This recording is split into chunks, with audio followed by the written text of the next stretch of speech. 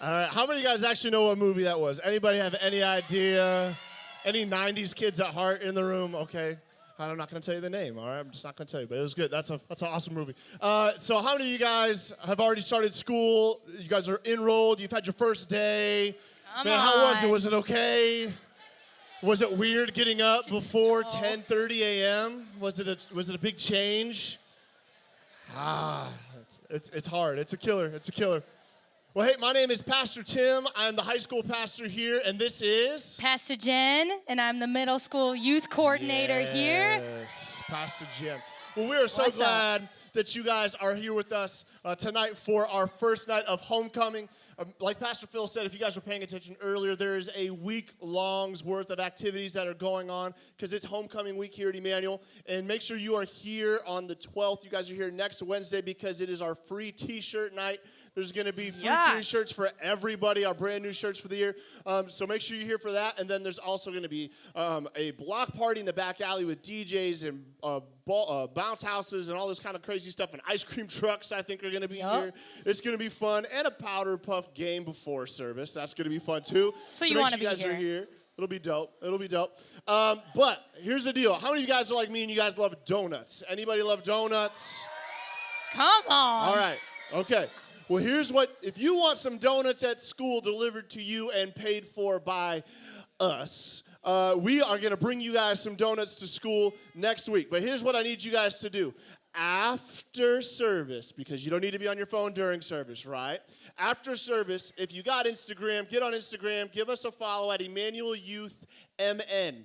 And this is what you need to do. If you want to get some donuts next week, is we need you to post about homecoming and invite your friends to youth with you next week, and then tag us in your post. Everybody that does that will be put into a drawing, and we will do, we're going to take a bunch of donuts to different people at different schools. So if you want to get some donuts next week, maybe you're a freshman at a brand new school, a brand new sixth grader at a new school, and you need to make some friends. Donuts are the way to people's hearts, y'all, okay? Come so on. make sure you're tagging, make sure you're posting, and it's gonna be awesome. But you guys doing good tonight? You guys doing good? All right, so here's the deal. We're gonna try to only keep you here for like 20 more minutes, and then we're gonna go outside, and there's a rumor that there's some like root beer floats out there, there's some pancakes, there's like a bunch of free stuff. It's gonna be dope. But before we do, Pastor Jen and I, we wanted to talk to you guys. And we wanted, because we care so much about you, we wanted to make sure that you guys got off to the right foot this year for school, because we got mad love for you like that. Don't we, Pastor Jen? We got love for you. We so love you guys. Tonight, we want to share with you 2 keys to the absolute best year of your life. All right? So this is why when you come to church, you got to make sure you got a notebook so you can take these notes to make sure that you have the best year of your life. And so I'm just going to get it started right away.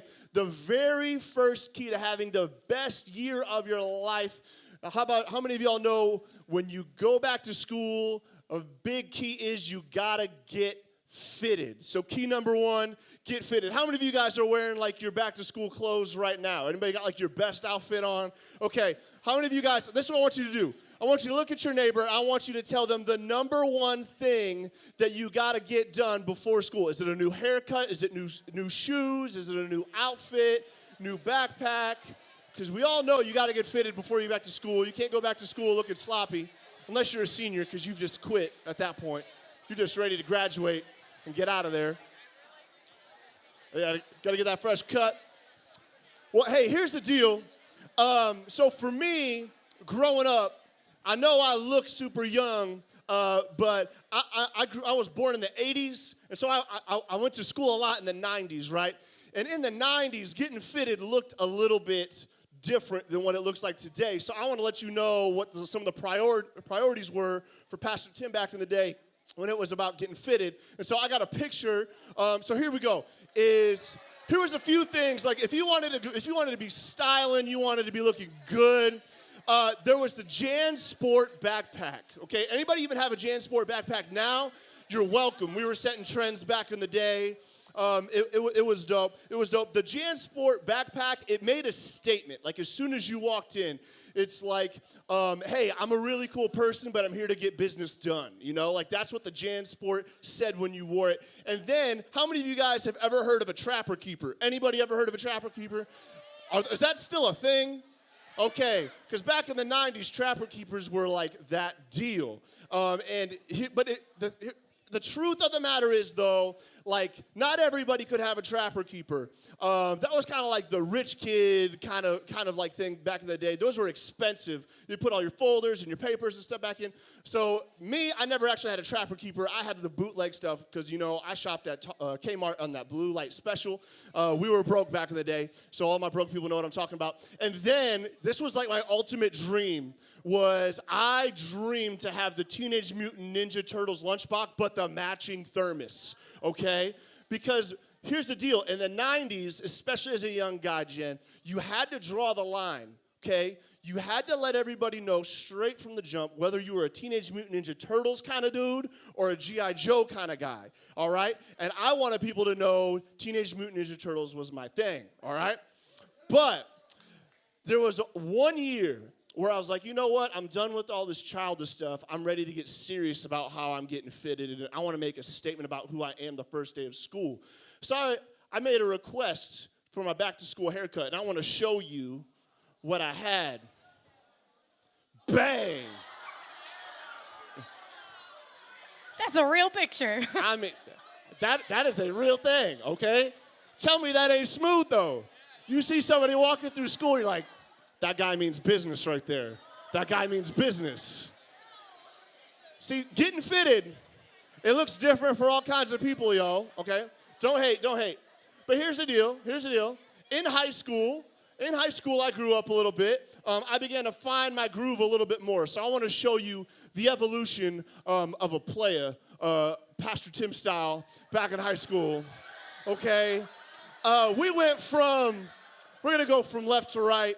We had the I don't know what I'm doing, so I'm not even going to put any hair product in my hair for freshman formal on the left. Then I got a little bit more serious, and I took myself real serious because that was my first, like, Hollister shirt right there for my school picture, right there, got the hair product. Then I was like, I played a little sports back in the day, and then I was like, hey, senior year, we're going to get the budget senior pictures. That's why it's so blurry. Couldn't afford them. But, hey, those sideburns, that earned me the nickname Tim Mutton Chop Smith right there. So that's getting fitted back in the day, guys. And I know today it may look a little bit different, but it's important. If you want to have the best year of your life, you got to get fitted. But here's the deal, is we have to make sure that when we're so worried about getting fitted that it doesn't necessarily look like what you think it may possibly look like. You see, we put so much time and so much energy into looking right and thinking that will impress other people, and thinking that it will be the thing that makes a difference, but it's not. Getting fitted is not about what you're wearing, but is more about who you are wearing. This year, if you want to make a difference, if you want it to be the best year of your life, you need to make sure that you are getting fitted from the beginning, but it is not about what you're wearing. It's all about who you are wearing. And you'll be like, yo, like, so I'm supposed to, like, drape somebody over my shoulders and walk around the hall all day? No, that's what the Bible's for. It's going to clarify it for us, all right? So I want to share a scripture with you real quick. Romans chapter 13, verses 11 through 14. And it says this. It says, this is all the more urgent for you know how late it is. Time is running out. Wake up, for our salvation is nearer now than when we first believed. The night is almost gone. The day of salvation will soon be here.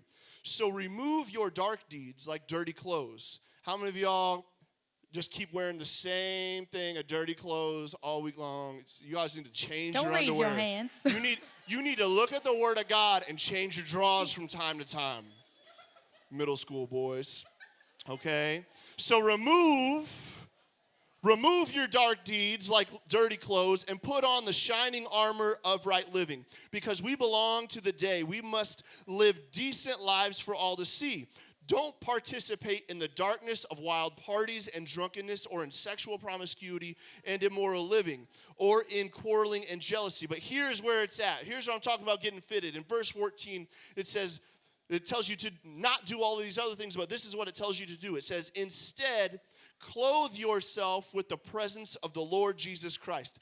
Other interpretations say, put on Jesus. So instead, put on Jesus and don't let yourself think about ways to indulge your evil desires. So man, if you want to have the best year of your life, this is what you got to do, is you got to get fitted. Every single day, you have to make the decision that today, I may not feel like it, but I choose to put on Jesus. Today, I may feel like someone has been burning me. I may feel like I got drama at school. I may be dealing with anxiety, and just even going back to school again and walking through the hallways makes me anxious and I'm worried. Maybe you still have a reputation from last year that you're worried that people are going to remember the things that you did last year. Here's the thing. It doesn't matter what you feel like. It doesn't matter what you're wearing. It all depends on who you're wearing. And when you can choose every single day to put on Jesus, it makes a difference. And now here's the deal. You may say, well, Pastor Tim, what does that mean to put on Jesus? Here's what it means.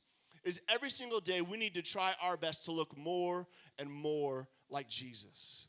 Man, when you dig into the Bible is not some old dead book of boring stories. The Bible is truth and revelation. And when you look into the Bible and you begin to learn who Jesus was and still is today, and you'll see a man that is easy to fall in love with and a God that is easy to follow.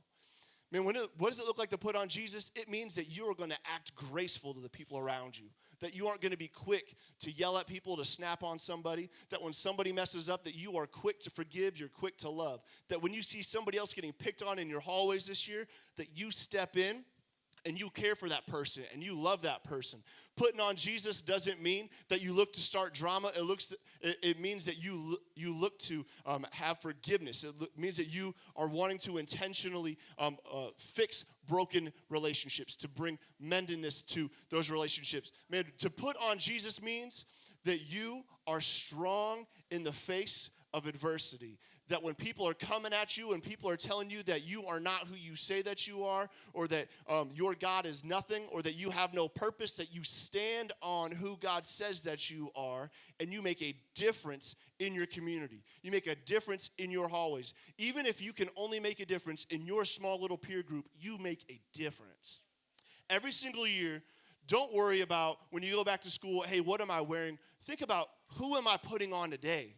Who am I looking like? Am I putting on Jesus, or am I putting on my old bad attitudes, my old bad habits, my old bad traits? And it's not about who you are wearing. It's not about what you're wearing. It's all about who you are wearing. Put on Jesus this year. That's good. That's good. The second key goes right along with that, and that is, if we want to put on more of Jesus, if we want to be clothed in Jesus and walk in Jesus and look in Jesus, we got to be all in. Everybody say all in. All in. Now, how many of you, when it comes to like homecoming week or camp, how many of you are those people that like get all dressed up and you like deck yourself out? Raise your hand if you're one of those people. A few of you? Okay. So are the rest of you not? Raise your hand if you're like, They all lying. They lying. Yeah, you guys a little shy. I know there's a lot more people out here that get into it. They're decked from head to toe in their color. Come on. Well, I got to tell you that I was one of those people, embarrassingly enough, where I got way too much into things like homecoming week and camp, and I got some embarrassing pictures to show you. First one is at school. One of the days of the week usually involved like a movie, dress up like a movie cast. That is me, y'all, as the lion from The Wizard of Oz. My sophomore year of high school. Yeah. Y'all, I went all out. I bought some felt and I stuffed it with like pillow stuffing, and I got like more felt to make the tail. I bought this nasty smelling fur coat from Goodwill. I got these fur slippers from my grandma. Like literally went all out. It's embarrassing. Flip to the next one. Then we got some other people in here that also like to go all out. Is Jalen Hanson in the house? Or if you know her, give her a shout. We got Jalen Hanson. We got Megan Page, a.k.a. former Megan Van Slyke, going all out. How many of you people are like, love to go out for camp? Now that you see that other people do it, how many of you are like, yeah, okay, I'm one of those people? Okay, yeah. Well, I gotta tell you, for me, growing up, when I tried to go all out, I had so much more fun. I had so much more fun those weeks. And like I remember it so much more. I remember dressing up as that lion, like putting so much work into that. I don't remember the days where I didn't go all out. Like there were some days through homecoming weeks where I didn't want to do it because I was embarrassed and I was like, I don't know how it's gonna turn out, you know? And I'm sure that some of you can relate with that. And the reason why I didn't want to do that is because I was afraid of what people were gonna think. I was afraid of what was gonna turn out. And then looking back on that, those days that I didn't put in as much, that I didn't just go all in like a lot of other people, I regretted that because I missed out on some of those opportunities to make memories, to have fun. And so it's like those ones where I actually put in effort, those are the times that I remember. Those are the things where I had fun.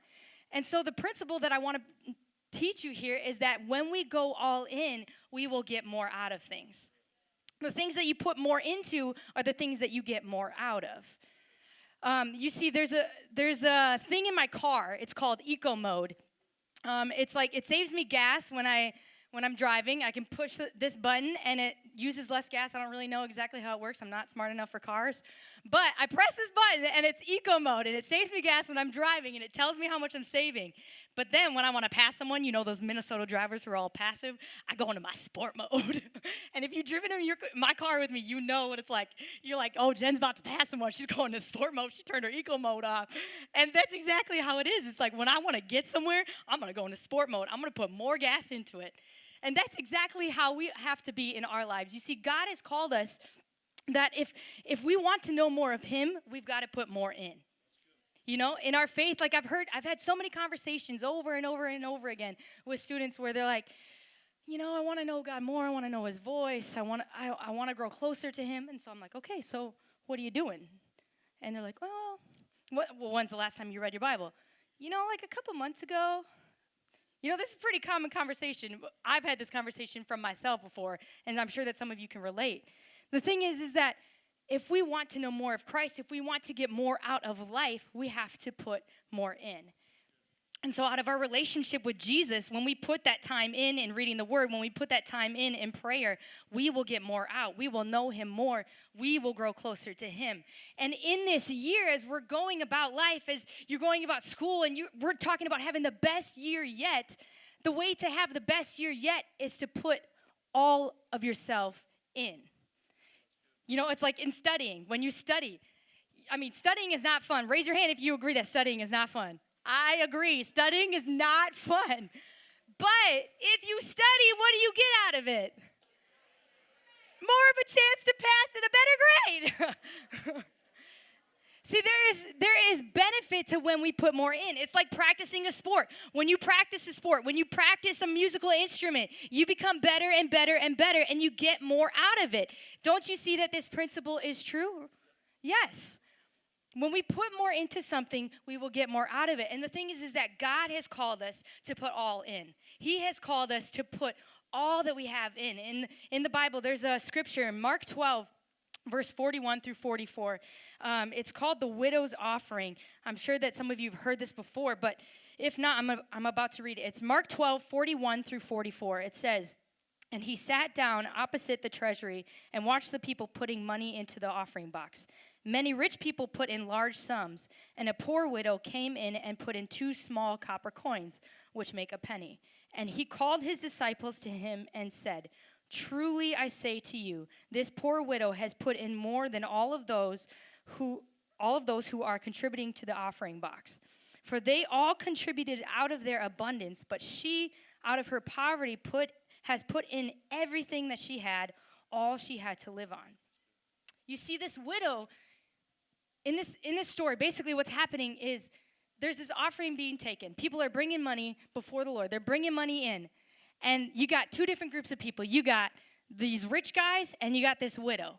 And back in the day, a widow, it's not the same as we see it today in our culture. A widow is someone that they're widowed. They don't have a husband anymore. Their husband has passed away, or vice versa. And so they're on their own. And back in that day, when you were a widow, you were completely on your own. You couldn't get a job. You couldn't own land. You couldn't have any way to bring in money. And you just had to depend on the other people around you, the community around you. You had to depend on your family around you to support you, because otherwise you had nothing. And so this widow was on her own. She didn't have much to give. And then you got these rich people over here who have their pockets probably hanging to the floor with coins, and they have way too much to give. And in this story, you got the rich people putting in a little bit to them in their minds. It's a little bit. But when you then compare it to what the widow does, she puts in 2 small coins. You look at the rich people's offering, and then you look at the widow's offering, and the rich people's offering is a whole lot more. But Jesus, as he's pointing out this story to his disciples, he's saying, look at this. The widow, as you look at this story, the widow has put in so much more. Why? Because you look at her life, you look at her situation. She had nothing, but yet she gave everything. The verse said she put in everything that she had, all that she had to live on. See, she was all in. And Jesus is pointing this out, and he's saying, that is how I want you to live. The verse doesn't go on beyond this, but the principle is all throughout the Bible. It's that reaping and sowing concept. When we put more in, we will get more out. When we put more in to our relationship with Jesus, we will know more of him. When we put more studying in, we will know more, and we will pass our classes more. You know, this principle is so true. And so this year, if you want to make it this your best year yet, you have to go all in. And if we want to be clothed with Jesus, if we want to walk like Jesus, let's put more in. You know, for me, I want to be more in. I decided that in the morning when I wake up, I don't want to turn on my phone. I don't want to look at my phone, but I want to spend my first 5 minutes in prayer. Now, for me, that's a sacrifice because, first of all, it's hard to wake up. Second of all, it's natural to grab your phone. How many of y'all know? But the thing is, I want to know God more, and I want to be in his presence more than anything else. We have to go all in. And so this year, I want to challenge you guys, go all in. And so tonight, as I welcome a band up, a piano player up, someone, we're going to close, and we're going to close in prayer. So why don't you all stand up with us?